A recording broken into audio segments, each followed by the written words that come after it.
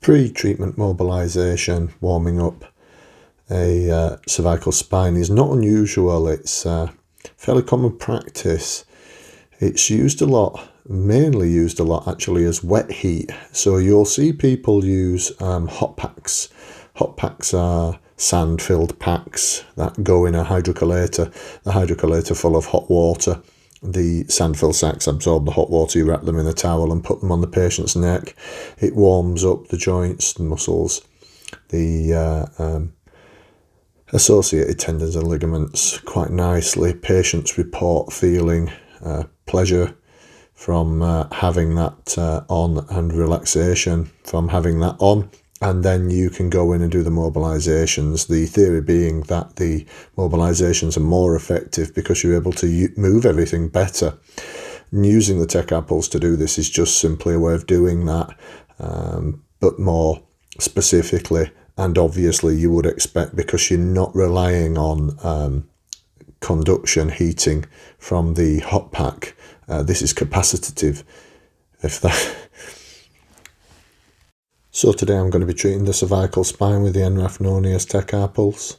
I go into cervical spine and pre-treatment mobilization. It's preset the values to level 8 and 8 minutes. I like to do 1 minute per treatment head size. Obviously, if you're only mobilizing one side of the cervical spine, this will be a lot quicker, probably half the time. We could preload the treatment and come up to level 10, as you've seen me do here. This will help get the heating quicker. I'm not going to do that today. I'll stay at the preset values level 8.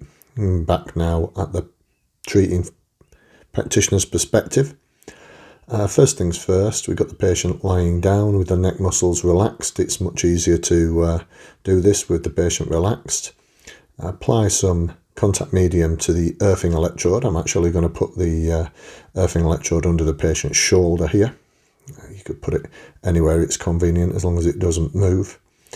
We're now going to come in and add some contact medium to the patient. We're going to do both sides of the cervical spine today. So that means the left and right facet joints, and we'll even be coming across the middle. We can't avoid it. I'm not going to be going down into the traps in this treatment.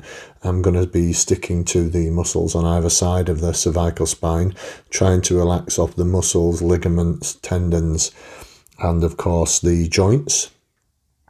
I'll add some contact medium in the middle here, but only because it's a convenient place to pick it up from. It's much more convenient to pick it up from skin than it is to try and pick it up near the hairline. I'll start the treatment and you'll see I start to move the contact medium up onto the neck. Slower circles now, moving around the joints and muscles in the cervical spine. I started off at the cervico-thoracic junction. I'll move up into each side of the neck. The slower circles are deliberate to put the heat into the area. Obviously, the patient may get hot spots, in which case we'll either have to avoid those hot spots or reduce the intensity of the treatment. I'm moving my way around the junction here, C7T1, which is often an area that's mobilized and a very popular area for patients to report treatment, particularly in occupations where they sit a lot during the day and they end up with low cervical spine flexion and upper cervical spine extension.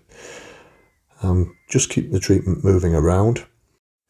This is a very popular treatment, pre-mobilization. You see a lot of heat treatments used pre-mobilization. Probably the most popular is the hot packs or hydrocollator packs. They're used around the neck pre-mobilization, usually for about 10 to 20 minutes to warm up the area sufficiently using conductive heating.